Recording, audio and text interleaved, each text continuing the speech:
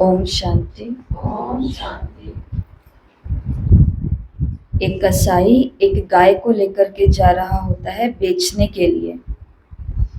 रास्ता बहुत दूर है जहाँ से उसको जाना है और जिस गंतव्य जिस मंजिल तक उसको पहुँचना है वहाँ तक के लिए जाते जाते बीच के अंदर गाय जो है वो बहुत जैसे कि जिद कर लेती है कि मुझे अब आगे नहीं चलना, वो भी थक जाती है। ये भी चलते चलते कुछ थक जाता है और इसके पास भोजन पानी का भी कोई प्रबंध नहीं होता है। कोशिश करता है कि उसको धक्का करके खींचे, धक्का लगाए, कुछ तो करे, पर बहुत वो मेहनत करता है लेकिन गाय जो है वो टस से मस नहीं होती है। आखिर में कैसे ना कैसे घसीट करके वो उसको लेकर के तो जाता है और नजदीक में ही वहाँ कोई धर्मशाला है, वहाँ पहुंच जाता है और सोचता है कि इसको यहाँ बांध करके पहले मैं थोड़ा भोजन पानी आदि ले लूं, जिससे मेरे अंदर कोई शक्ति तो आए, कोई ताकत तो आए। धर्मशाला के अंदर पहुंचता है और वहाँ भोजन की थाली लेता है, भोजन खाता है, पानी पीता है, शरीर के अंदर थोड़ी ऊर्जा आ जाती है और वो इतनी ऊर्जा के साथ में गाय को खींचता है और गाय खींची जाती है, क्योंकि अब उसके अंदर ताकत है और गाय के अंदर तो ताकत है नहीं अभी भी। और उसको खींच करके चलाते चलाते वो कसाई खाने तक लेकर के जाता है और उसको बेच देता है, जैसा भी उसको करना था। अब सभी से ये प्रश्न है कि उस गाय की हत्या के अंदर कसाई का तो दोष है ही है जो लेकर के गया उसको, लेकिन इसके अंदर और किसका दोष है?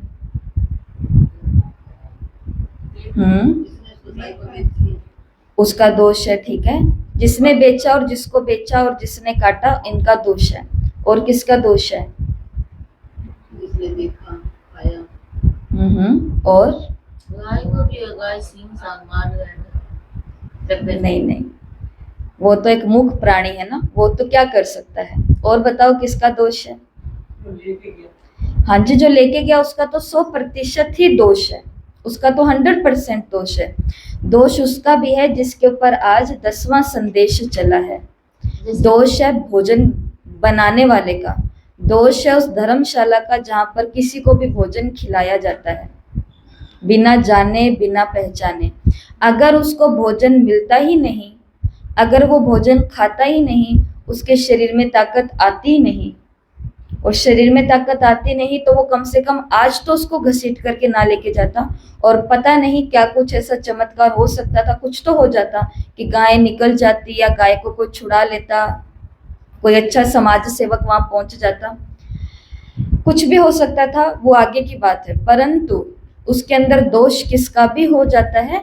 भोजन जहां से खाया और भोजन जहां पर मिला, उन लोगों का और उस स्थान का। आज के 10वें अव्यक्त संदेश के अंदर बाबा ने एक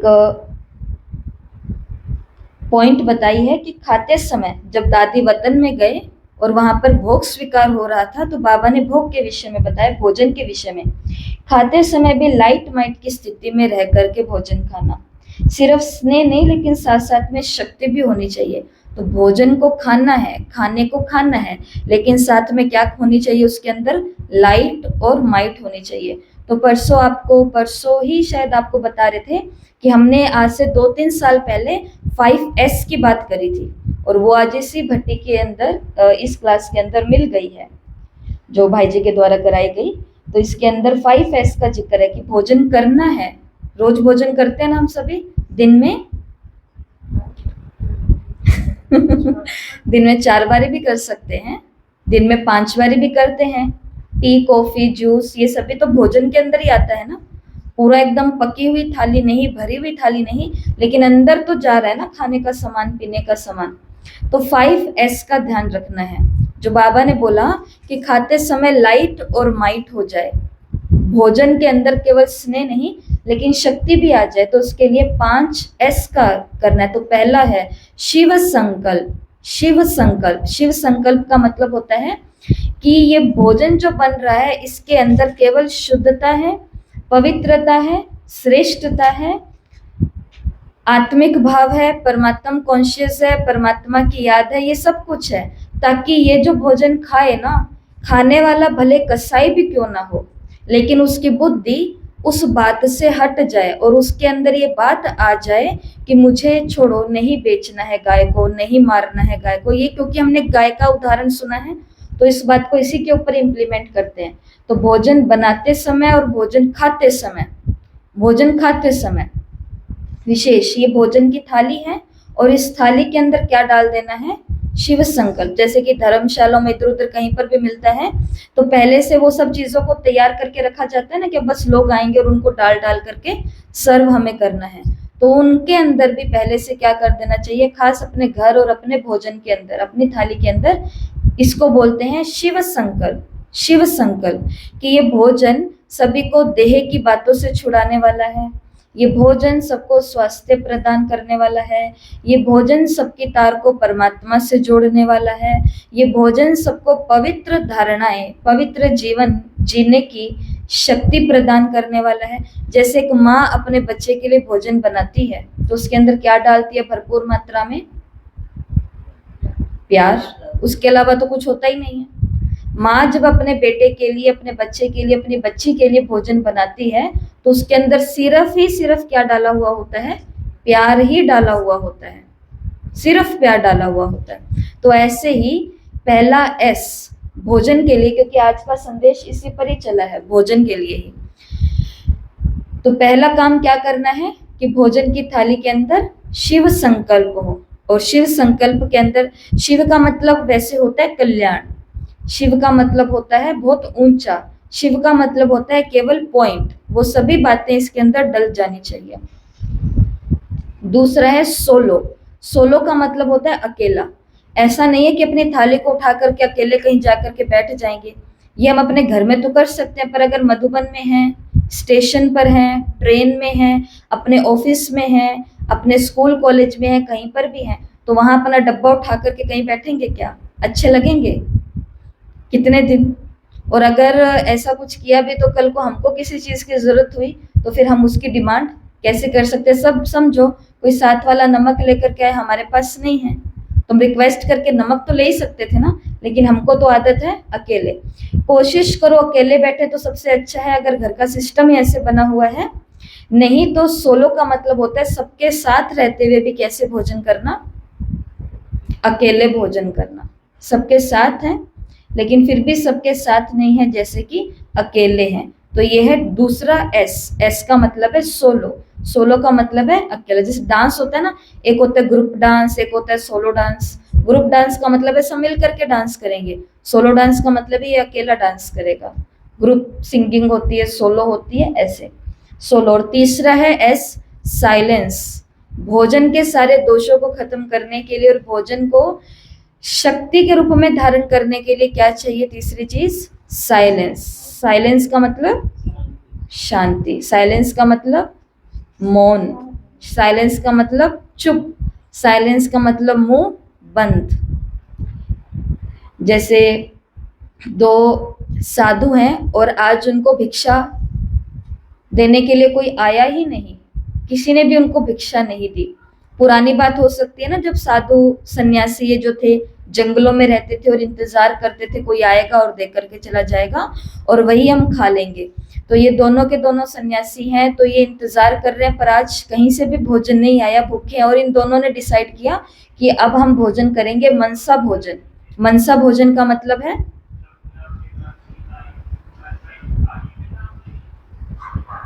ठीक है,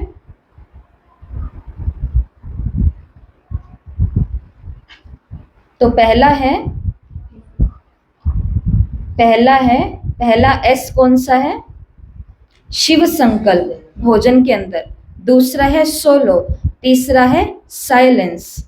बहुत बारी क्या होता है, भोजन करते करते हम सबका ये संस्कार है, लेकिन आज के इस क्लास के बाद में हमें अपने संस्कार के ऊपर बहुत अच्छे से काम करना और आज से ही करना है। इसके अंदर हम सभी इंक्लूड है, हम भी हैं, आप भी हो और हम भी हैं। भोजन करते करते हमारी आदत है कि ये बोलते रहना कि आज थोड़ा मीठा ज्यादा है, आज थोड़ा नमक ज्यादा है, आज ये गर्म नहीं है, आज ये ठंडा है, आज ये रोटी थोड़ी पतली है, आज रोटी थोड़ी मोटी है, आज दाल पतली है, आज दाल मोटी है, आज कड़ी खट्टी है, आज कड़ी ऐसी है। मीठी तो नहीं होगी, गुजरात में होती है, गुजरात वाले सब मीठा मीठा कर देते हैं ना, इसलिए शायद उनकी बोली भी मीठी है। ये भी चीज़ है, वैसे देखी गई है। हमारी ट्रेनिंग के अंदर याद आ गई इस मीठी सी बात कि वो बहनें जो थी वो हर चीज़ के अंदर ही मीठा डाल लेते थे, उनको आदत है मीठा की। तो इसी प्रकार से हमारे संस्कार बन चुका है कि खाते खाते उसकी या तो कमी निकालते जाना या तारीफ करते जाना। तो हम बात कर रहे थे ना कि वो दो सन्यासी थे और उनको भोजन के लिए नहीं मिला, तो उन दोनों ने आज डिसाइड किया कि हम आज क्या करेंगे, मनसा भोजन करेंगे। ठीक है, तो मनसा भोजन में क्या होता है कि पहले हम भगवान को भोग लगाएंगे और फिर वो भोजन हम भी खा लेंगे। तो थोड़ी देर के बाद में जो एक था वो ऐसे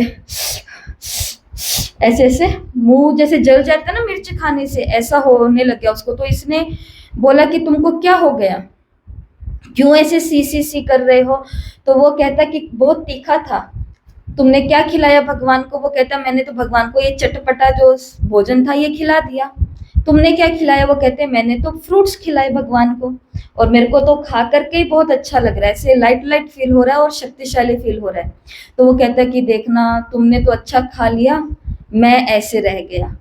तो उसने कहा, जिसने फ्रूट्स खाया और भोग लगाया, उसने कहा कि जब भोग लगाना तुम्हारे हाथ में था, खाना भी तुम्हारे हाथ में था, तो तुमने तीखा ही क्यों खिलाया, चटपटा ही क्यों खिलाया?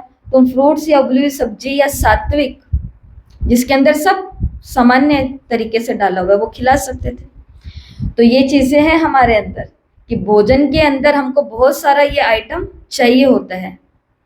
इसके लिए बोला गया कि साइलेंस, जो भी जैसे आ गया, हाँ अगर उस भोजन के द्वारा आज ये भोजन सिर्फ हमको इस रूप में दिखाई गया डेमो के रूप में कि कल हम यही चीज ब्रह्मा भोजन में बनाने वाले हैं, यही मिठाई हम ब्रह्मा भोजन में बनाने वाले हैं, यही टोली हम सेवा में जाएंगे और वहां पर देने वाले हैं, वहां पर साइलेंस नहीं रहना और शिकायत करने की कमी के तरीके में नहीं। अगर आपको कोई चीज खाई और आपको लग रही है कि अच्छी नहीं बनी, कल को ये बहन जी या ये लोग कहीं और इसको जा करके देंगे तो फिर ये चीज अच्छी नहीं रहेगी। तो आओ और धीरे से आकर के बता करके चले जाओ, बाकी उस समय तो शांति से खा ही लेना है ना, क्योंकि प्रसाद है, भोग है, भोजन है।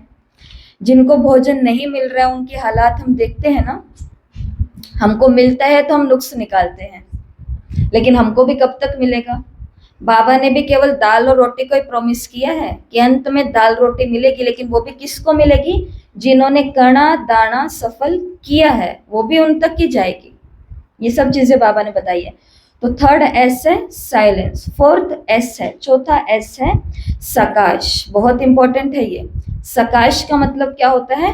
पावर्स देनी। लाइट माइट कहा ना बाबा ने, लाइट दो और माइट दो। आपको आज से लगभग साल 1.5 साल पहले एक बात बताई थी, साल ही हुआ है, 1.5 साल तो नहीं हुआ। यहाँ पर पीपीटी चला करके प्रेजेंटेशन के अंदर बताई थी कि थाली होती है उसको सकाश कैसे देना होता है। उस थाली के कुछ हिस्से कर दो, 4 हिस्से आपको बताए थे, याद आ रहा है कुछ कुछ? हाँ, ये अच्छी बात है कि आपको ये याद है कि कुछ बताया तो था। तो ये थाली है भोजन की और इसके 4 हिस्से कर दो। कौन कौन से आत्माएं? वैसे 5 हिस्से कर दो, 5 प्रकार की आत्माएं।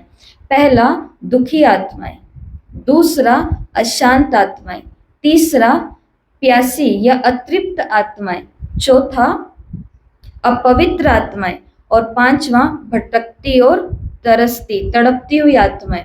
भोजन खाओ और एक एक निवाला खा रही हूँ, दुखी आत्माओं को सुख जा रहा है। एक निवाला खा रही हूँ, अशांत आत्माओं को शांति जा रही है। एक निवाला खा रही हूँ, अतृप्त आत्माओं को तृप्ति हो रही है। आज तृप्ति है किसी को? अलमारी के अंदर इतने कपड़े हैं कि आके बस मुंह के ऊपर ही गिरने वाले हैं और हम नीचे दब जाएंगे, इतने सारे कपड़े हैं, लेकिन अंदर में तृप्ति है? इन आत्माओं को अंदर में कितना दुख है तो हमारे अपने ही ना, बस इनका दुख अलग प्रकार का है, लेकिन आत्मा तो कष्ट में है। किसी के पास इतना सारा पैसा, इतना सारा सोना है, इतने सारे साधन है, इतने सारे रिश्ते हैं, लेकिन फिर भी प्यास है उस एक रिश्ते की।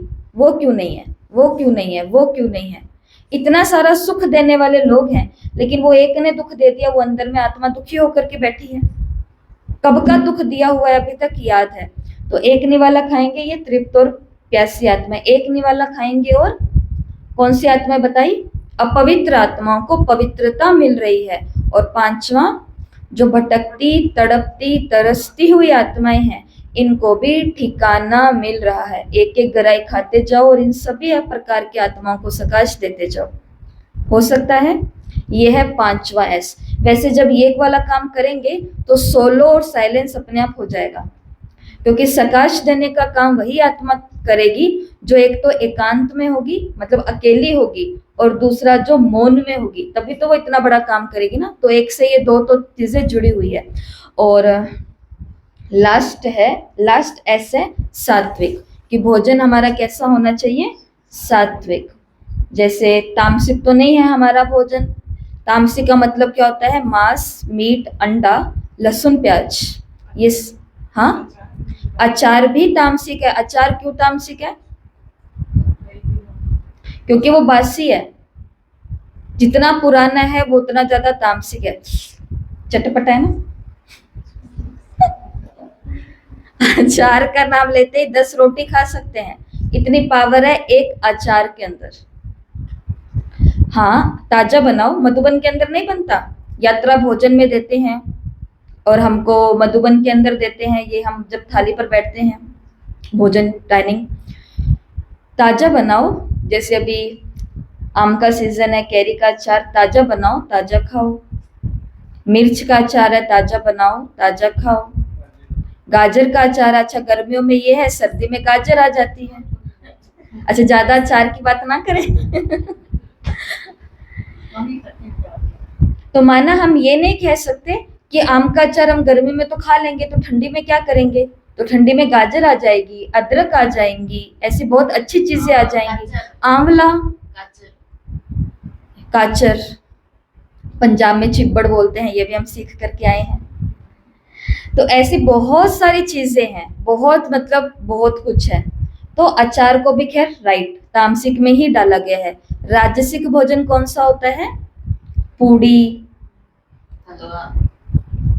हलवा, मतलब पूड़ी, तेल, हलवा, जो भी ये सब चीजें हैं।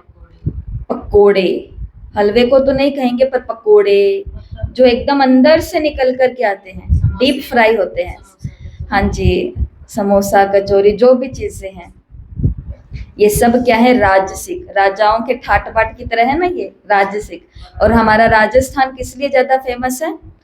राजस्थान वाला कहीं बाहर जाएगा और बाहर जा करके किसी मिठाई की शॉप को बोले कि आपकी मिठाई टेस्ट करो, वो कहेगा आप आए कहाँ से? आपकी बोली तो राजस्थान की लग रही है। वो कहते हैं राजस्थान से आए। पहले ही मिठाई वाले बोल देते हैं कि राजस्थान से आए हो, आपको हमारी मिठाई तो ज्यादा अच्छी नहीं लगेगी, क्योंकि राजस्थान प्रसिद्ध अपनी इन्हीं चीजों के लिए, मिठाई। और ये बीकानेर के तो भुजिया और ये वो सब चीजें ज्यादा बातों में नहीं जाएंगे, परंतु ये सब चीजें क्या है? ये पापड़, ये भुजिया, ये सब क्या है? राजसिक। और इनको खा करके देखो, पेट के अंदर उसी समय रिजल्ट आ जाती है।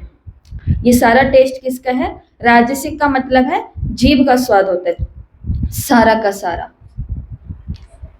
ठीक है। सात्विक भोजन कौन सा होता है? जिसके अंदर कम मिर्च मसाले होते हैं। मिर्च मसाले डालने हैं क्योंकि वो भी हमारी बॉडी को चाहिए।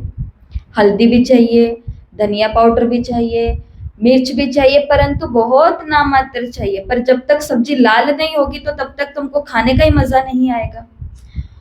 फिर उसके लिए टमाटर है, टमाटर को डालो तो सब्जी लाल भी हो जाएगी। प्रबंध तो बहुत सारे हैं। तो सात्विक भोजन, कोशिश करो कि हमारी थाली कौन सी हो? सात्विक हो। तो ये है 5, क्योंकि इन सब चीजों का कनेक्शन हम सोचे कि ना मैं तो बाबा के साथ बहुत अच्छे से योग करती हूँ, मैं चाहे कुछ भी खा लूं मेरे पर प्रभाव नहीं पड़ता, हो ही नहीं सकता।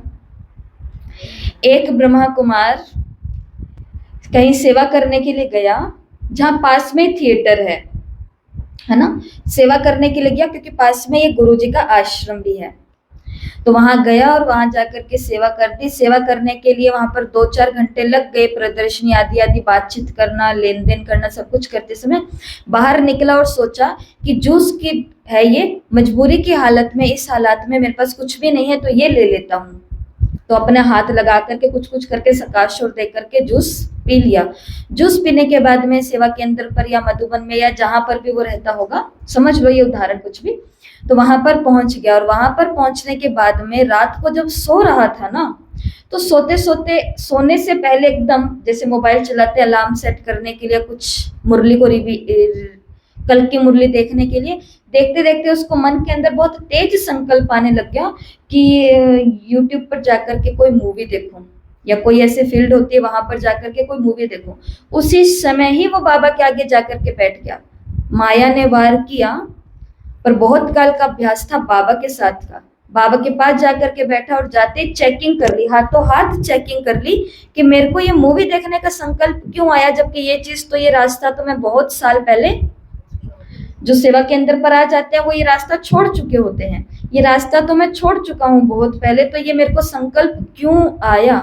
और उसको थोड़ा सा दिनचर्या को देखा, आज मैंने किसके हाथ का खाया, नहीं ऐसी कोई बात नहीं, आज क्या हुआ, नहीं ऐसी कोई बात नहीं है। फिर उसको याद आया जहां मैंने जूस पिया था उसके सामने थिएटर था, जस्ट सामने, और इस जूस की रेडी के ऊपर सिर्फ वो मूवीज कौन सी आने वाली है, कौन सी चल रही है, उसकी पब्लिसिटी के लिए सारे चित्र लगे हुए थे। तो वो सारे के सारे वाइब्रेशन इसके अंदर थे। तो हम कितने बहादुर है, ये या तो हाथों हाथ चेकिंग से पता चलेगा, या फिर अच्छी तरीके से धड़ाम से गिरने के बाद पता चलेगा। तो इसको बोलते हैं सात्विक, या फिर संकल्प, शिव संकल्प। या फिर ये ना सोचें कि किसी का मेरे पर प्रभाव नहीं पड़ेगा, प्रभाव अच्छे अच्छों पर पड़ता है। तो ये आज का पहला अव्यक्त संदेश छोटा सा है। वतन में गई और आज बाबा किस समान थे, एकदम तेजो में, सूर्य के समान थे, बहुत तेजस्वी रूप बाबा का था। सकाश वो तेज अनुभव हो रही थी, और सूर्य के समान आज बाबा में गरमाइश थी। सूरज कितना गर्म होता है, सूर्य के समान बाबा में आज गरमाइश थी। जैसे कि हम भट्टी के सामने बैठे हैं ऐसी थी। आज बाबा लाल लाल लाइट का दिख रहा था, जैसे कि अव्यक्त फीचर्स दिखाई दे रहे थे, और सूर्य के समान बाबा से किरणें निकल रही थी। फिर मैंने वतन में देखा कि बाप दादा से किरणें आ रही हैं। थोड़ी देर के बाद मैं बाबा से उसी रूप में मिली और कहा कि बाबा मैं भोग लेकर के आई हूँ। बाबा भोग स्वीकार करते हैं, करते हुए ये सिखला रहे थे कि खाते समय कैसे लाइट माइट की स्थिति में रहना है। फिर मैंने पूछा कि बाबा बच्चों को याद प्यार तो देंगे ना। इस पर बाबा ने कहा स्नेह के रूप तो बहुत देखा, लेकिन अब स्नेह के साथ शक्ति रूप भी देखो। स्नेह का रूप तो बहुत हो गया, माँ ने भोजन के अंदर प्यार तो सारा ही डाल दिया है, लेकिन शक्ति कहाँ डाली है। वो बच्चा डर से थप थप कांप रहा है, चिंता के अंदर विचलित हो रहा है, जीवन की इनसिक्योरिटी से वो घबरा रहा है, और आए हुए एकदम की जो परीक्षाएं हैं उसमें वो स्ट्रेस में चला जाता है। प्यार तो डाला, लेकिन अब साथ में क्या डालो, थोड़ी शक्ति भी डालो, शक्ति भी। जो बाबा बच्चों को बनाना चाहते हैं वो अभी तक कम है, तो आज बाबा स्नेह के साथ शक्ति भर रहे थे। फिर बाबा ने कहा इसी से ही सर्विस की सफलता होगी। बाबा ने संदेश दिया कि सिर्फ स्नेह नहीं, लेकिन साथ में शक्ति भरनी है। फिर बाबा खुद ही लाइट मैट की किरणें देने लगे, और बाबा का लाइट मैट का रूप आ गया। तो बाबा खुद क्या देने लगे, सबको सकाश देने लगे, लाइट मैट देने लगे। अब विशेष काम की पॉइंट आती है, वर्तमान समय जिस हालातों से अभी देश गुजर रहा है, या जो देशों के अंदर हो रहा है, उसमें हम कौन सा सकाश दें। हर दिन कोई ना कोई माता बोलती है कि हमको सकाश देना है, हमको योग करना है। योग भट्टी मधुबन से भी आ गया है, सेवा केंद्रों पर योग भट्टियां शुरू कर दी जाएं। मधुबन से भी कल मैसेज आ गया, और सेवा केंद्र जो है वहां पर तो लेटर जारी हो गए हैं योग भट्टियों के। अब प्रश्न आता है, योग भट्टी तो रख लेंगे, योग भट्टियां तो घरों में शुरू कर लेंगे, योग तो सकाश देना शुरू कर देंगे। सकाश कौन सी देंगे, विश्व युद्ध रुक जाए इसकी सकाश देंगे, सब शांत हो जाए इसकी सकाश देंगे, आपस में कोई लड़े नहीं इसकी सकाश देंगे, आपस में प्यार हो जाए इसकी सकाश देंगे। क्या सकाश देंगे? फौजियों को, जो सेना है, जल थल और नभ वायु, इन तीनों सेनाओं को सकाश किस किस को देना होता है। देखो, सकाश देना है प्रकृति के 5 तत्वों को, जल अग्नि वायु आकाश और पृथ्वी। सकाश देना है 5 खंडों को, सकाश देना है 5 महासागर को, सकाश देना है 5 धर्म सत्ताओं को। कौन 5 सत्ताओं को, कौन कौन सी है 5 सत्ताएं, ये भी आपको विद प्रोजेक्टर के यहाँ पर प्रेजेंटेशन के साथ में यहाँ पर बताया है। 11 से 12 मीटिंग हुई थी जिस दिन सभी लोगों की। तो कौन सी 5 सत्ताओं को सकाश देना है? पहला धर्म सत्ता, धर्म सत्ता जिसके अंदर मंदिर, गुरुद्वारे, साधु, सन्यासी और ये क्या होते हैं, मस्जिद, चर्च, मठ, पंथ, आश्रम, भक्ति, पूजा पाठ, सब कुछ आ जाता है। यह है धर्म सत्ता को सकाश देना। ठीक है। दूसरा सकाश किसको देना और कौन सी सत्ता होती है? राज सत्ता। इसके अंदर कौन आते हैं? बीजेपी, कांग्रेस आदि आदि आदि जितनी भी सत्ताएं हैं। ठीक है। यह है राज सत्ता, सबको सकाश देनी है। और साइंस की सत्ता, विज्ञान की सत्ता। विज्ञान की सत्ता में कौन है? डॉक्टर्स हैं, इंजीनियर्स हैं, साइंटिस्ट हैं, क्योंकि यही 3 प्रकार के लोग हैं जो चाहे तो विनाश कर सकते हैं, चाहे तो विनाश के अंदर भी कल्याण कर सकते हैं। तो इसलिए इनको सकाश देनी है कि ये ऐसी ऐसी इन्वेंशन निकाल रहे हैं, ऐसी ऐसी चीजें कर रहे हैं जिससे संसार को फायदा हो रहा है। राज्य सत्ता को सकाश देंगे। जैसे कल भी सभी ने देखा होगा कि पीएम साहब सभी इन तीनों सेनाओं के साथ में मीटिंग रूम में बैठे हैं और प्लानिंग कर रहे हैं। तो अब इन सबको, ये तो प्लानिंग कर रहे हैं, पर इनको बुद्धि कहाँ से आएगी? बाबा के बच्चों से। हम सभी जो सकाश देंगे ना, परमात्मा इनकी बुद्धि को वो आइडिया टच कर देगा जिससे पूरे राष्ट्र का भला होने वाला है। ये वो वाले प्लान करेंगे, वो वाला आदेश जारी करेंगे, वो वाला निर्देश जारी करेंगे। तो ये करना है सकाश के अंदर, इनकी बुद्धि को लाइट जा रही है। तो पहला धर्म सत्ता, दूसरा राज्य सत्ता, तीसरा विज्ञान सत्ता और चौथा प्रकृति की सत्ता। प्रकृति की सत्ता में कौन कौन है? पांचों तत्व तो है ही, ये तो अलग है, पर पांचों तत्वों के साथ में पशु, पक्षी, प्राणी, सब कुछ किसके अंदर आ गए हैं? प्रकृति की सत्ता में। एक एक जीव तक क्या जाना चाहिए? परमात्मा का सकाश जाना चाहिए।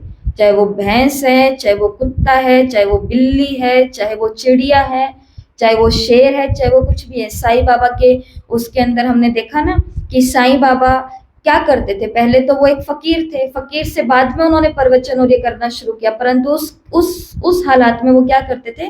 बकरी की टांग पर चोट लगी है, कहीं बैठ करके बकरी को मलहम कर रहे हैं। शेर की टांग में कांटा लगा है, शेर की टांग से कांटा निकाल रहे हैं। ये सब साईं बाबा को करते हुए दिखाया है। प्राणियों से प्यार कर रहे हैं। तो ये है प्रकृति की सत्ता। एक 4-5 भालू है, एक भालू का बच्चा एक खड्डे में गिर गया। वहां से एक संत जा रहे हैं। संत ने देखा कि ये चारों पांचों जो बड़े भालू है, कोई माँ है, कोई पिता है, कोई और बच्चे हैं, ये सभी के सभी क्या करे? खड्डे के अंदर उसको देख रहे हैं, पर निकाले कैसे? ये तो निकाल नहीं सकते हैं। ये संत वहां पर जाता है और खड्डे में देखता है कि भालू का बच्चा गिर गया। जाता है खड्डे के अंदर जाता है, जबकि भालू भी कैसे होते हैं? जंगली भालू, नोच करके खा जाएं ऐसे होते हैं।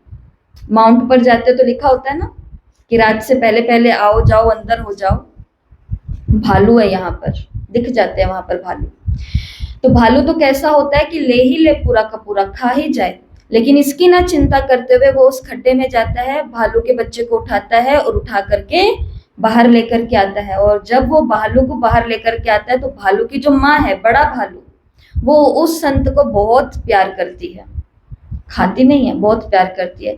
प्रकृति के इन प्राणियों के अंदर भी ये पता है इनको कि हमको कहाँ पर नोचना है और कहाँ पर प्यार करना है। तो ये इनको भी, क्योंकि जंगल कटते हैं, ये होता है, तो इनको भी क्या देनी है? सकाश देनी है। आजकल घोड़सवारी करते हैं लोग, बीके भी करते हैं। हम जाते हैं ऊपर, शुरू में गए हैं, अब तो उसके बाद कभी नहीं गए, परंतु बीके हैं, नॉन बीके हैं, ज्ञानी है, अज्ञानी है, भगत है, ज्ञानी है, जो भी है, ये सब लोग क्या करते हैं? घोड़े की सवारी करते हैं, ऊंट की सवारी करते हैं। तो ये भी एक प्रकार की क्या हिंसा नहीं है? हिंसा। ये अपने मनोरंजन के लिए हम किसी पर चढ़ करके बैठे हैं। वो तो किसी की कमाई हो रही है, किसी का मनोरंजन हो रहा है, पर कोई है जो बहुत कष्ट के अंदर भी है। इसके लिए आजकल बोलते नहीं है, जो ऊंचे ऊंचे तीर्थों पर जाते हैं तो उनको क्या बोलते हैं कि ऐसा तीर्थ करने से क्या फायदा जहां आप किसी जीव को इतना कष्ट दे रहे हो, इससे बढ़िया घर पे बैठ के राम का भजन कर लो, भगवान इसमें खुश हो जाएगा। ऐसी बहुत सारी बातें हैं। गायें, पशु, कुत्ते, इन सभी को कैसे मारते हैं और क्या कुछ होता है। तो सकाश देना, हम जाके बचा नहीं सकते, लेकिन सकाश तो दे सकते हैं। पांचवी, ये चौथी सत्ता। और पांचवी सत्ता कौन सी है? नहीं, ईश्वरीय सत्ता और धर्म सत्ता तो एक ही हो गई। हाँ, तो ये आपके लिए होमवर्क है, सोचना 5वीं सत्ता कौन सी है, ठीक है, फिर कल पूछेंगे आपसे। तो ये है क्या कि बाबा सबको लाइट और माइट देने खुद ही शुरू कर दिया, बाबा ने किरणें फेंकनी बाबा ने खुद ही शुरू कर दी, और दादी को कहा कि अब मैं ये तो मैं उसे भी लेने में तत्पर हो गई, और फिर मैं नीचे वतन में आ गई, नीचे साकार वतन में आ गई, दादी खुद भी लेने लगे। ये था 10वां संदेश। इससे पहले 2 संदेश और हैं। तो पहला संदेश है जहां पर संदेश चला है, बाबा ने सीन दिखाया संगठन का। संगठन ही सेफ्टी का साधन है। तो 3 प्रकार के संगठन देखे। एक है लाल लाल चींटियों का संगठन, ये किसकी यादगार है? आदि में संगठन, मध्य में संगठन, अंत में संगठन। कि परम धाम में है तो संगठन, यज्ञ शुरू हुआ तो संगठन, यज्ञ की समाप्ति भी होगी तो भी क्या होगा? संगठन ही होगा। तो ये चींटियां, लाल लाल चींटियां दिखाई है इधर की निशानी संगठन की। मूल वतन में क्षमा के रूप में आत्माएं दिखाई हैं, और ब्राह्मणों का संगठन जो सभी सर्कल में बैठे हुए हैं और बीच में बाप दादा बैठे हुए हैं। तो ये मुरली, तो इसके अंदर बाबा ने बोला कि संगठन होगा तो सेफ रहेंगे किससे? माया के वार से। माया वार नहीं करेगी अगर संगठन में रहेंगे। अकेला होता है तो माया सबसे पहले क्या करती है? माया सबसे पहले उसको संगठन से अकेला करती है। बुद्धि भ्रष्ट होती है और वो संगठन से अलग हो जाते हैं। संगठन से अलग होते ही माया फिर क्या करती है? अपना वार करती है, और फिर धीरे धीरे धीरे वो इस ज्ञान मार्ग से, क्लासेस से, सेवाओं से, सब चीजों से कहाँ हट जाते हैं? पीछे हो जाते हैं। और फिर वो काम करते हैं जो बिल्कुल भी शोभा योग्य नहीं है, और वो है पुरुषार्थियों की निंदा करना। संगठन से अलग हुए खुद, माया का वार आया खुद को, फेल हुए खुद, पीछे हटे खुद, लेकिन खुद को खराब नहीं दिखाने के लिए क्या करेंगे? ज्ञान के अच्छे अच्छे शब्द उठा करके किसी की निंदा करेंगे, क्योंकि जितना उनको नीचे गिराएंगे उतना हम खुद ऊपर चढ़ते जाएंगे। निंदा कौन करता है? जो आत्मा निंदा करती है। वो निंदा क्यों करती है? पहला कि वो खुद आगे नहीं बढ़ सकते, इसके लिए जो आगे जा रहे हैं उनके वो निंदा करते हैं। कोई रेगुलर क्लास में आ रहा है, खुद नहीं आ सकते, तो जो आ रहे हैं उनको बोलते जाएंगे कि आप तो रोज आते हो, आप तो रोज आते हो, आप तो रोज सेवा करते हो, आप तो ये देते हो, आप तो मधुबन जाते हो, आप तो ये करते हो। तो आपको किसने रोका? आप भी करो, लेकिन खुद को करना नहीं है ना। और जो कर रहे हैं तो पहला निंदा वही करते हैं जो, और निंदा कौन करता है? जिसके अंदर खालीपन है, जो खुद को कहीं पर बिजी नहीं रखते हैं। तो उनका सिर्फ एक ही एजेंडा है, बाबा के महावाक्यों को, अच्छे अच्छे शब्दों को उठाना, दादियों के अनुभवों को उठाना, बड़ों के अनुभवों को उठाना, और उठा करके अच्छे तरीके से उसको आगे रखना कि देखो वो ऐसे करते थे और ये क्या करते हैं, वो ऐसे करते थे और ये क्या करते हैं। तो ये भी है निंदा, क्योंकि उनके अंदर खालीपन है, करने को और तो कोई काम है नहीं, तो उन्होंने ये काम लिया हुआ है। और तीसरा निंदा कौन करते हैं? जो उदास है। उनके खुद के अंदर एक बहुत बड़ा दर्द है, पर वो दर्द खुल करके किसी को बता नहीं सकते हैं, इसके लिए वो क्या करते हैं? दूसरे की निंदा करते हैं। तो बाबा ने कहा इसलिए जब तक इस संगठन में रहोगे, अकेली, कल सभी ने अनुभव किया होगा, बाबा की साकार मुरली के अनुसार आप सभी होमवर्क करने के लिए गए शिव के मंदिर में सेवा करने के लिए। आप अकेले जाते तो जो करके आए वो कर सकते थे? आपको कोई सुनता है ऐसे? लेकिन जब पूरा ग्रुप जाता है, मुझे नहीं पता वहां पर कैसे आप लोगों ने सुनाया, क्या कुछ हुआ, पर मैं जस्ट बता रही हूँ एक विजन बना करके, कि जब संगठन में जाते हैं तो सामने बैठे हुए लोगों को पहले से ही लगता है कि अरे इतने सारे लोग इकट्ठे बैठे हैं तो इनको सुन ही लेना चाहिए, इसमें ही बेहतरी है। ये अंतर आपने देखा होगा।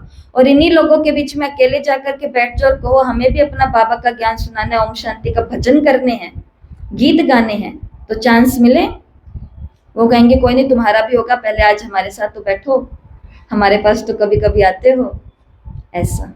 तो ये है बाबा ने पहला व्यक्त संदेश दिखाया कि तीनों ही जगह पर कहाँ है हम? संगठन में। वतन में भी संगठन में आत्माएं, मूल वतन का चित्र देखा हुआ है ना, सभी कैसे रोशनी के अंदर है। हर आत्मा की अपनी खुद की लाइट है, वहां बाबा से ले नहीं रहे हैं, लेने का डिपार्टमेंट तो सारा संगम युग पर है। वहां पर तो अपनी बैटरी फुल चार्ज होकर के क्षमा के जैसे क्षमा बन करके बैठे हैं, परवाना नहीं है वहां तो क्षमा ये नेचुरल रूप में है, निज धाम में, निज स्वरूप में, निज संस्कारों के अंदर आत्मा है। दूसरा संगठन बाबा ने कहा देखा, चींटियों का, लाल लाल चींटियां गेंद की तरह इकट्ठी हो गई हैं। और तीसरा संगठन बाबा ने कहा देखा, ब्राह्मणों का, कि गोल घेरे में ब्राह्मण बैठे हैं और बीच में कौन है, बाप दादा है। ये सीन रही। तो संगठन में ही क्या है, सेफ्टी है, संगठन में ही सेफ्टी है। फिर इसके बाद में दूसरा संदेश है, जैसे यहाँ पर बाबा ने इस मुरली के अंदर एक उदाहरण भी दिया फूल और पत्ते का। बाबा ने कहा कि आपको सुनाऊं मैं, फूल और पत्ते का यहाँ बाबा ने एक बहुत अच्छा उदाहरण दिया है।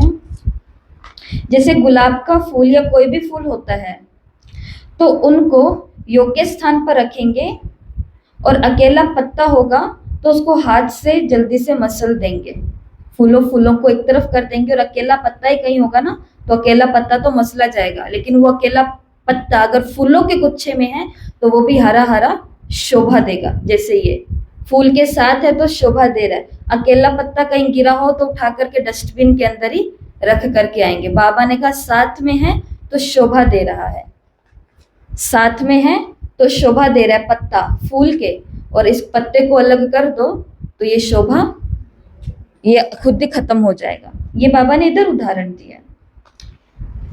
तो संगठन का उदाहरण दिया गुलदस्ता, इस पर माया का वार नहीं हो सकता। देखो बाप दादा ने कहां कहां से चुन चुन करके संगठन बनाया है। हमको ये संगठन अच्छा लगे या नहीं लगे, ये संगठन हमारे अनुसार चले या नहीं चले, लेकिन भगवान को यही संगठन यहाँ क्यों बनाना था, यही स्थान, यही संगठन, यही लोग, क्योंकि भगवान को इन्हीं से ही चुन चुन करके इकट्ठा करके ही कोई काम स्पेशल कराना था। जैसे इन्हीं लोगों को मिला करके एक प्राणी का मर्डर होना था तो इन्हीं लोगों को मिला करके कई लोगों को नया जीवन मिलना था, तो वो इसी संगठन से होगा। और लास्ट तीसरा संदेश, इसके अंदर बाबा ने 3 क्वालिटी के बच्चे देखे। ये जो कल हम बात कर रहे थे ना साकार मुरली में कि प्रजा बनानी है, प्रजा बनानी है, प्रजा बनानी है, आज बाबा ने कुछ ऐसी बात कह दी जैसे कि कल कही गई बात कुछ आधी अधूरी थी, आज उस बात का करेक्शन हो गया है यहाँ पर। तो बाबा ने 3 चीजें देखी। एक देखे बाबा ने, बहुत कम थे लेकिन सिर्फ फूल थे, ये बहुत कम थे लेकिन थे क्या, सिर्फ फूल थे। तो ये है महारथी, मतलब जो भगवान के दिल पर चढ़े हुए हैं, थोड़े हैं लेकिन है सभी क्या, फूल हैं। दूसरे वो हैं जिसके अंदर फूल भी हैं लेकिन थोड़े से पत्ते भी हैं, मतलब थोड़ा ये है और थोड़ा डिफेक्टेड भी है बीच में। और तीसरे हैं जो सिर्फ पत्ते ही हैं, मतलब सिर्फ प्रजा की क्वालिटी वाले हैं, सिर्फ प्रजा की क्वालिटी वाले। तो प्रजा कैसे बनती है, कल हमने क्या बात की थी कि प्रजा कैसे बनती है, साकार मुरली में जो आपको कहा था कि कोर्स ही नहीं कराएंगे, बाबा को ज्ञान ही नहीं सुनाएंगे तो प्रजा कैसे बनेगी। चिंतन के द्वारा ये करेक्शन मिलती है कि जिन्होंने बहुत कोर्स करा लिए हैं, जिन्होंने बहुत भाषण कर लिए, जिन्होंने बहुत कार्यक्रम कर लिए, उसका मतलब उनके पास तो बहुत सारी प्रजा हो गई है। 3 दीदियां हैं, तीन बहनें, और तीनों बहनें एक ही साथ में एक केंद्र पर रहती है और तीनों का अपना अपना यूट्यूब चैनल है। एक के यूट्यूब चैनल पर 10,000 लोग जुड़े हुए हैं, एक के यूट्यूब चैनल पर 20,000 और एक के यूट्यूब चैनल पर 30,000 सब्सक्राइबर हैं। तो ज्यादा प्रजा किसके पास है, हाँ जी, ज्यादा प्रजा एक के पास 10,000 सब्सक्राइबर हैं, एक के चैनल पर 20,000 सब्सक्राइबर है, एक के चैनल पर 30,000 लोग जुड़े हुए हैं। तो ज्यादा प्रजा कौन सी बहन की है, हाँ जी,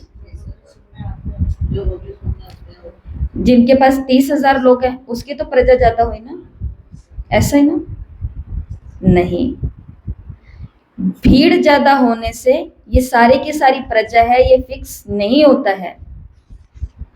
हमने कितने ये कराए, कितने वो कराए, कितना ये कर दिया, इससे ये नहीं फिक्स होगा कि ये सब प्रजा में आने वाले हैं। बाबा के अनुसार ये चीज आई है कि प्रजा में वो आएंगे कि आपने कोर्स, सब्सक्राइबर है आपके 30,000 लेकिन आप रोज सकाश देते हो 3 ही लोगों को, तो प्रजा में कितने आएंगे?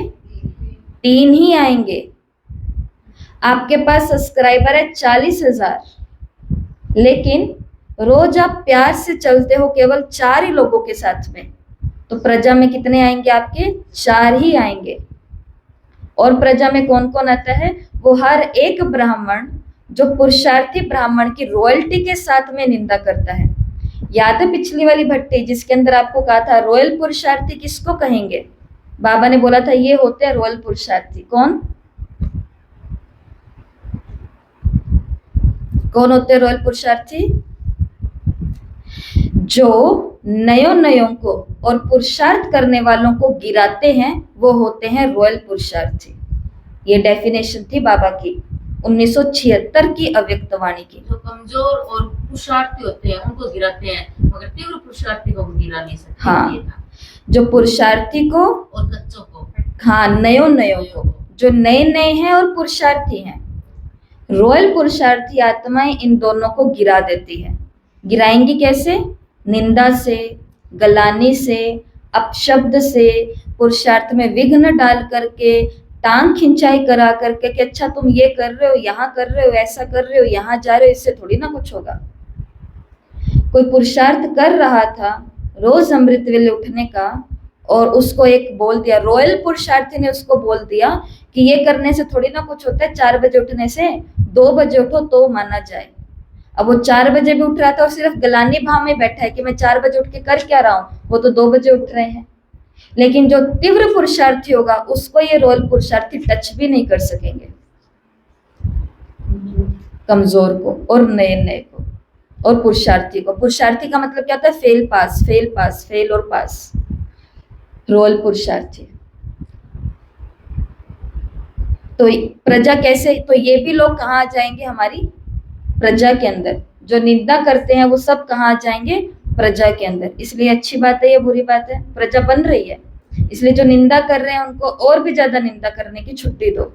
एक क्यों करते हो? 10 लोग मिलकर क्योंकि फ्री में प्रजा बन रही है, हमको कोई मेहनत करनी पड़ती है। देखो उधर प्रजा बनाने के लिए तो सकाश देना पड़ता है, प्यार से उनको ट्रीट करना पड़ता है, बीच बीच में उनको फोन कर करके बाबा के घर पे बुलाना पड़ता है, कार्यक्रम उनके अनुसार फिक्स करने पड़ते हैं, थोड़ा थोड़ा उनको प्रेरणा देनी पड़ती है, उसमें तो मेहनत है। लेकिन जो एक अकेला 10 को मिला करके हमारी निंदा करते और एक साथ में 11 लोगों की प्रजा तैयार हो गई, इसमें कोई मेहनत लगी? ये रहस्य है ड्रामा के। इसलिए 4 दिन पहले बाबा की मुरली का एक वरदान आया था, राजों को जानने वाले राजयुक्त भव, कि ड्रामा के हर राज को जानो, राजी रहो। तो ये भी ड्रामा का एक राज है कि फ्री फंड में क्या मिल रही है, और है ये बीके, ये है ये ही हमारे ही, बाहर नहीं है ये सारी बातें अंदर की है। तो क्या सुना? हाँ कि ये ऐसे बनेगी प्रजा। तो ये है तीसरी क्वालिटी वाले, जो पत्ते ही पत्ते हैं, तो ये क्या है? प्रजा। तो बाबा ने इन तीनों को भी यहाँ देखा।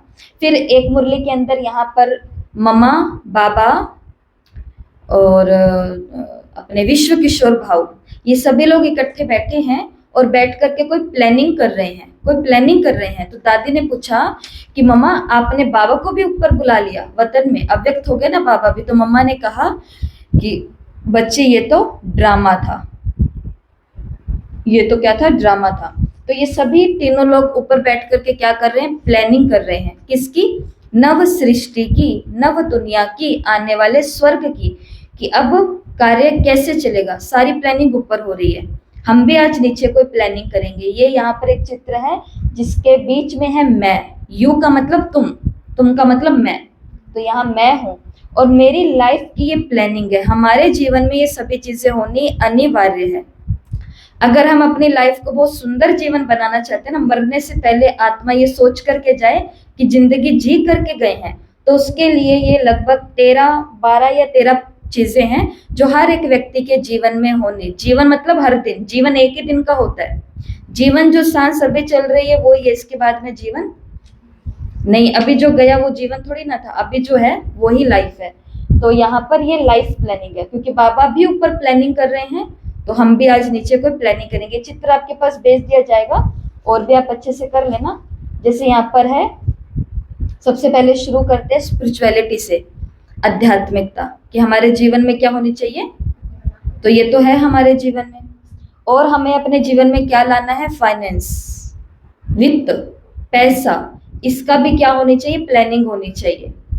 जैसे अभी प्लानिंग हो रही है ना, बाहर से भी, गवर्नमेंट के द्वारा भी, और हमारी ईश्वरीय गवर्नमेंट के द्वारा भी आ चुका है कि अपने पास अपने सारे साधन रखो, राशन पानी स्टॉक सब अपने पास अपना रखो।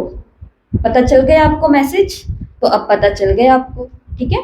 तो ऐसा, तो फाइनेंस ये भी लाइफ के अंदर है चीज। पैसा कुछ भी नहीं है, लेकिन पैसा बहुत कुछ है। पैसा सब कुछ नहीं है, लेकिन पैसा बहुत कुछ है। सेवा करने की इच्छा है, लेकिन साधन ही नहीं है, तो सिर्फ एक ही सेवा कर सकते हैं, बैठ करके मनसा सेवा करते रहो। नहीं तो अगर फाइनेंस, अगर साधन होए पास में, तो कहीं पर जाकर भी फेस टू फेस अगर हम उनको सुनाएं तो बहुत अच्छा होगा। फेस टू फेस सुनाने के पास में अगर हमारे पास थोड़ा और अच्छा साधन है, तो हम उनको बुक भी दे करके आ सकते हैं, हम उनको टोली भी दे करके आ सकते हैं, हम उनको कोई सौगात भी दे करके आ सकते हैं, बाबा का कोई चित्र जो सदा ही वो देखते रहेंगे और उनको याद आएगा। तो ये सब चीजें किनसे जुड़ी हुई है, प्लानिंग, इस प्लानिंग से जुड़ी। तो इसका भी कैरियर, कैरियर की भी प्लानिंग जरूरी है। हवा में तीर नहीं मारना, बाबा बैठा है देखा जाएगा, बाबा तो बैठा है, बाबा कहते मुझे क्या बता रहे हो, मैं बैठा हूं, मैं तो बैठा ही हूं। तो कैरियर, कि मुझे मेरे जीवन को कहाँ लेकर के जाना है, क्या इस जीवन की दिशा है। स्ट्रेस, इसके बारे में भी पता होना चाहिए, किन किन बातों में मुझे स्ट्रेस आता है, उसकी भी जांच पड़ताल करनी है। अगर पता ही नहीं है तो हम उसके लिए फिर प्लानिंग कैसे करेंगे। और ऐसा कोई प्राणी नहीं है जिसको तनाव ना आता हो इस धरती पर, ये सबको आता है। सेवाओं का तनाव होता है, सेवाएं कभी बहुत ज्यादा बढ़ जाती है और कभी बिल्कुल नहीं होती है, तो क्या हो जाता है, तनाव हो जाता है। तो उसकी भी प्लानिंग करनी है कि अगर कुछ भी सेवा करने के लिए नहीं है तो मुझे क्या करना है उन दिनों में, और अगर बहुत कुछ करने के लिए है तो भी मुझे उस चीज से कैसे थोड़ा सा फ्री भी होना है, न्यारा भी होते जाना है बीच में। जैसे अभी हमारी ये भट्टियां चल रही है, लगातार ये भट्टियां चलती जाए चलती जाए चलती जाए बिना किसी छुट्टी के, तो स्ट्रेस आएगा कि नहीं आएगा, हो जाता है। इसलिए बीच में थोड़ा सा क्या लगा दो, ब्रेक लगा दो, और उस बीच में क्या करो, थोड़ा सा इंटरटेनमेंट करो, उस बीच में थोड़ा सा इंजॉय करो, उस बीच में थोड़ा सा हल्का फुल्का कोई और चीजें करो। रिक्रिएशन, इसका मतलब यही है कि स्ट्रेस से दूर होने के लिए ऐसे नहीं कि सिर्फ ज्ञान योग यही करते रहे। बीच बीच में जो बाबा ने ये पिकनिक का या मधुबन की ट्रिप का या अलग अलग रिट्रीट सेंटर इधर उधर जाने का ये सब प्रोग्राम बनाए हुए हैं, तो ये इसीलिए है कि कहीं नए स्थानों पर जाएंगे, नए लोगों से मिलेंगे, तो अपने अंदर भी हम कुछ नई क्रिएशन करेंगे, कुछ नवीनता लेकर के आएंगे। मुरली को सुनने, पढ़ने, लिखने, योग करने के तरीकों में भी क्या होनी चाहिए, नवीनता। तो इसकी भी प्लानिंग करनी है। रिलेशनशिप, कौन कौन से संबंध मेरे जीवन में जो है अहम जरूरी, उनके ऊपर ही ध्यान रखा जाए। बाकी अगर इसकी प्लानिंग नहीं हो रही है तो आज सारे दुख कहाँ पर है, हमारे रिश्तों पर है, क्योंकि सारे रिश्ते तो क्या होते जा रहे हैं, कड़वे होते जा रहे हैं। अब इसका मतलब ये नहीं है कि रिश्ते कड़वे नहीं होंगे, रिश्ते होंगे कड़वे, लेकिन वहां पर भी हमको खुद के साथ में क्या मैनेजमेंट करना है, वो भी अपने साथ बैठ करके थोड़ा सा काम करना है, सिर्फ सोचते नहीं रहना। मेंटल हेल्थ, अब तो ये बहुत इंपॉर्टेंट है। एक फौजी ऑफिसर है,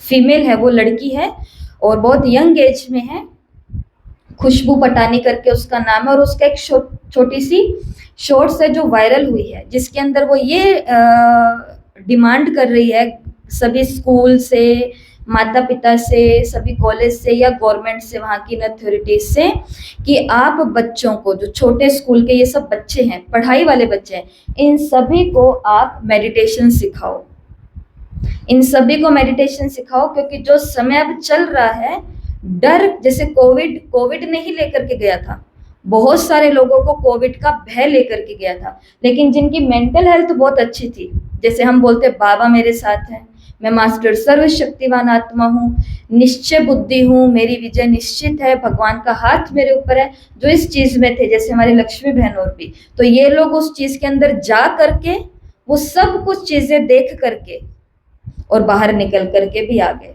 बहुत जबरदस्त इनका अनुभव रहा और तभी से ये बाबा के इतने पक्के बच्चे भी बन गए। तो कोविड ने भगवान को ये ऐसे बच्चे भी तो दे दिए। तो ये होती है मेंटल हेल्थ। तो ये जो विकराल समय भी आया है तो वहां पर सभी को क्या सीख लेना चाहिए? मेडिटेशन। इतना जरूर सीख लो कि मन थोड़ा सा रिलैक्स रहे। सेल्फ इमेज, मैं खुद के बारे में क्या सोचती हूँ? मैं तो एकदम ही ढीली पुरुषार्थी हूँ, मेरे को तो मुरली भी याद नहीं रहती, मेरा तो योग भी नहीं लगता, मैं तो तन भी नहीं लगा सकती, मैं तो धन भी नहीं लगा सकती, मैं तो मन भी नहीं लगा सकती, मेरे तो घर वाले भी कोई नहीं सुनते हैं, मेरे को तो सेवा करनी भी नहीं आती। खुद की हम ऐसी इमेज बनाएंगे? इसकी भी प्लानिंग करो कि खुद की इमेज मुझे बनानी कैसी है। तो उसके लिए थोड़ा सा कुछ, और फिर इसको है लाइफ पर्पस कि मेरे जीवन का उद्देश्य क्या है ना? क्या है? लक्ष्मी नारायण बनना। ये तो है ही, ये तो मोटा मोटी है, सभी का ही है। लेकिन मेरे जीवन, यहाँ पर मैं, मेरे जीवन का, और इधर है न्यूट्रिशन, भोजन, जिसके ऊपर आज ये मुरली चली है। तो भोजन कैसा लेना है जो ना केवल तन पर बल्कि साथ में मन पर भी बहुत प्रभाव पड़ता है, और इसका हमारी स्मृतियों पर भी प्रभाव पड़ता है। कोई ऐसी डिश आज हम खा रहे हैं, कोई ऐसी चटपटी चीज हमने खा लिया, ऐसी वैसी कुछ खा ली, उस एक चीज के खाने से हमारी अपनी पुरानी सारी यादें ताजा हो गई, उनके साथ, इसके साथ, उस जगह पर, और जैसे वो आई वैसे फिर से कनेक्शन जुड़ने शुरू हो जाते हैं। तो भोजन का हर चीज पर प्रभाव है। और फिर है इधर एक्सरसाइज, जो कि ब्राह्मणों के जीवन में नहीं है। तो इसके लिए एक्सरसाइज का भी क्या बनाना है? इसको भी लाइफ के अंदर डालना है। और ये क्लास तो बहुत भाग्यशाली है कि क्लास के अंदर ही पिछले 2 महीने से रेगुलर, 1.5-2 महीने से रेगुलर, 8 मार्च, हाँ 1.5-2 महीने से रेगुलर ये स्टार्ट है एक्सरसाइज शाम को। तो इसके लिए ब्राह्मणों को अपने जीवन के अंदर इसको भी डालना है। इसके अंदर मेहनत है पर इसको डालना। और वो वही बात है, जब ये चीज संगठन में होती है तो मजा आ जाता है। मेहनत नहीं करे, वरना अकेले होते तो हम सब अनुभवी हैं, छूट जाता है, रूटीन ऊपर नीचे हो जाता है। संगठन में हो जाता है। और लास्ट में है एनवायरनमेंट, वायुमंडल, घर का, सेवा केंद्र का और अपने ऑफिस का कैसा बनाना है? रूहानी वाला। जो आपको परसों भी बताया था कि अगर ऑफिस वर्क में कहीं पर भी है तो उन लोगों को पता होना चाहिए कि बीच में ये चुप क्यों हो जाते हैं, क्योंकि उनको बीच में साइलेंस चाहिए होती है। ये ऐसा क्यों नहीं खाते हैं? क्योंकि ये ऐसे हैं। तो अपना माहौल खुद बनाना पड़ता है, कोई भी हमको गिफ्ट करके नहीं जाता ये माहौल। तो अपने सेवा केंद्र का वायुमंडल कैसा बनाना है? शांत। फालतू बातें यहाँ पर कोई भी नहीं करनी। आप जिस भी सेवा केंद्र पर हो, अपने घर का वायुमंडल शांत और अपने ऑफिस डिपार्टमेंट का भी वायुमंडल शांत। तो ये है लाइफ प्लानिंग। तो आज का होमवर्क है, आज ये तीनों तो अव्यक्त इशारे आपको संदेश पढ़ने हैं, जो कि बिल्कुल छोटे छोटे आपके ग्रुप में तो भेज दिए गए हैं 13 के 13। ये पढ़ने हैं आपको। फिर इसके बाद में आपको इनसे जुड़ी हुई कोई ना कोई कहानी बना सकते हो तो बनाओ, नहीं तो ये ऐसे लिख लो पॉइंट के रूप में। फिर इसके अंदर आपको बताया भोजन किस स्मृति में करना है, वो 5 पॉइंट लिखो। सकाश किस किस को देना है वो सब लिखो, क्योंकि लिख लोगे तो याद हो जाएगा। जब तक याद नहीं होगा तो सकाश में बैठ के क्या करोगे? वही करोगे, बाबा की किरणें आ रही है और जा रही है। तो सकाश कैसे दे सकते हैं? बाबा की शक्ति आ रही है और जा रही है भ्रिकुटी से, बाबा की शक्ति आ रही है और जा रही है नैनो से, बाबा की शक्तियां आ रही है और अंग अंग से जा रही है पूरे संसार में, बाबा की शक्तियां आ रही है और पैरों से धरती के अंदर जा रही है, और लास्ट में बाबा की शक्तियां आ रही है और इन हाथों से जा रही है पूरे संसार में। देखा ना बाबा कैसा चित्र। तो और फिर ये लाइफ प्लानिंग, ये सबको आज तैयार करना है। ठीक है, ओम शांति। और कल अगली भट्टी की भी अनाउंसमेंट हो जाएगी, कितनी मुरलियां रहेंगी, किन मुरलियों का टेस्ट रोज होगा, कौन सी मुरलियां ए मैप 6 में आएगी, छठे पेपर में आएगी, पेपर का दिन कौन सा होगा, ये सब प्लानिंग कल हो जाएगी। प्लानिंग हो चुकी है, आपके आगे कल रख दिया जाएगा, क्योंकि आज समय समाप्त है, वरना आज ही बताना था। ओम शांति।